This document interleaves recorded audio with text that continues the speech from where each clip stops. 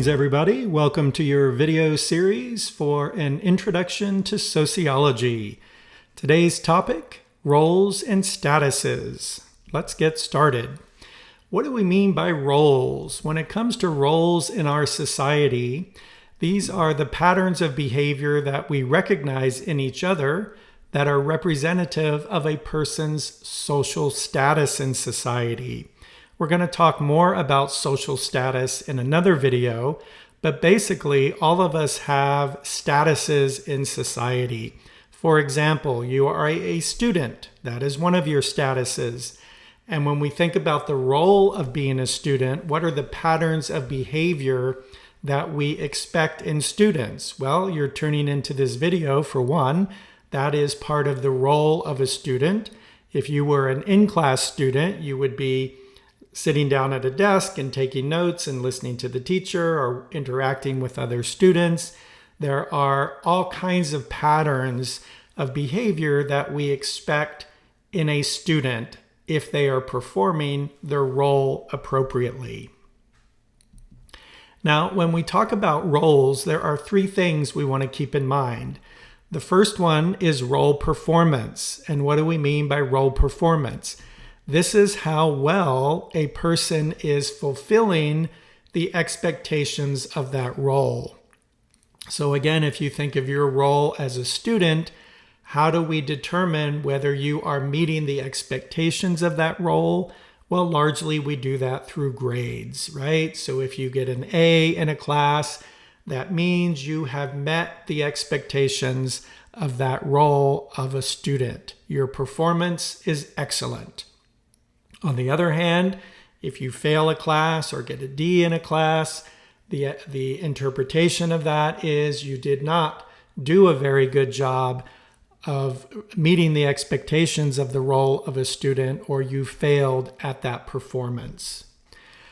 That is what we mean by role strain. So we often strain to meet the expectations of a particular role.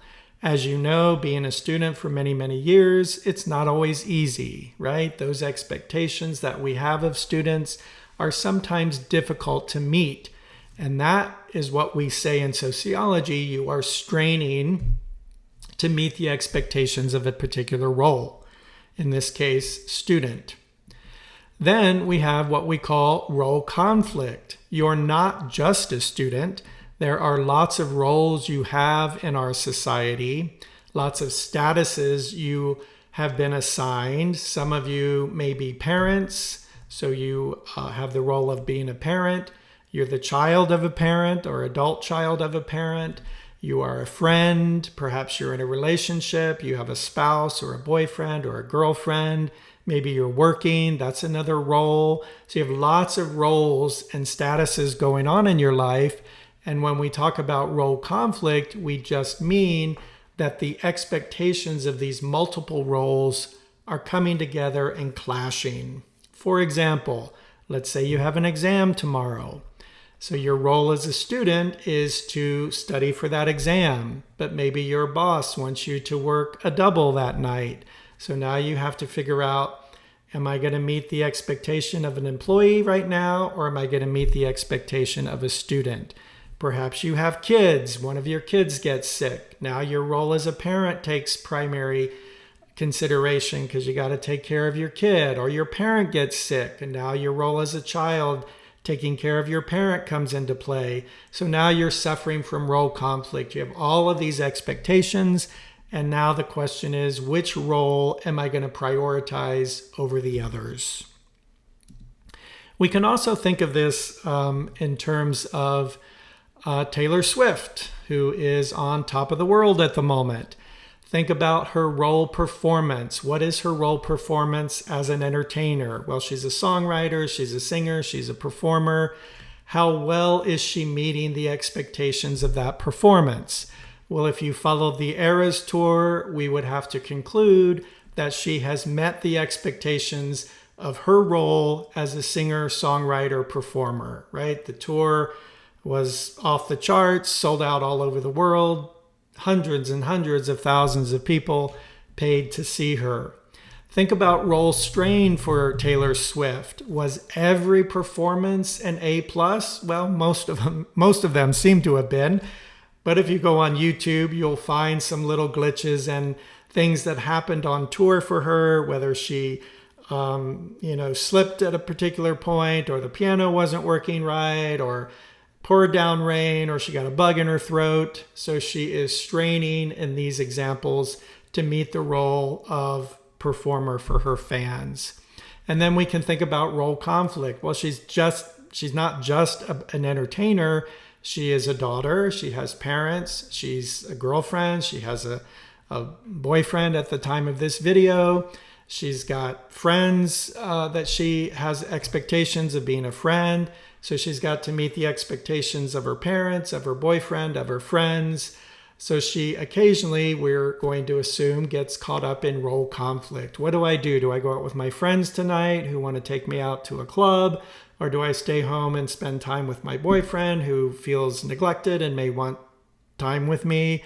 Or maybe my parents have an issue and I need to spend some time with them. So whatever those roles are that she is juggling, that would be an example of what sociologists would refer to as a role conflict. Now, let's talk for a moment about status. What do we mean by statuses? Statuses are the responsibilities and benefits, often, that a person experiences according to their rank and role in society. So not every role in our society is equal. Some roles rank higher than others, and they all have different expectations, different responsibilities, and different benefits that come with a particular status. There are two kinds of statuses that we want to identify. The first one is an ascribed status. Ascribed statuses are statuses we did not select or earn. These are largely assigned to us. For example, our sex at birth is an ascribed status. We didn't select it or earn it. The doctor just assigns us, male or female for the most part. Our language is often ascribed depending on what our parents speak. That's the first language that we learn. Our race is ascribed to us based on social expectations. So these are statuses that we don't really have a lot of choice about or a lot of say in how that status is going to be assigned to us. The other hand, we have achieved statuses. These are statuses that we do earn, we do select. So we think about Taylor Swift again and her status as a newly minted billionaire and worldwide performer and recording artist. This is an achieved status on her part. This was not assigned to her at birth. She worked hard for this and was able to achieve this on her own. So if you think about your statuses in life, some of them have been ascribed to you, but there's others that you have achieved on your own. When you graduate college and you walk across that stage and get your diploma, you will have achieved the status of college graduate. That's going to do it for now. Thanks for checking in. Never stop learning, and remember, sociology is everywhere.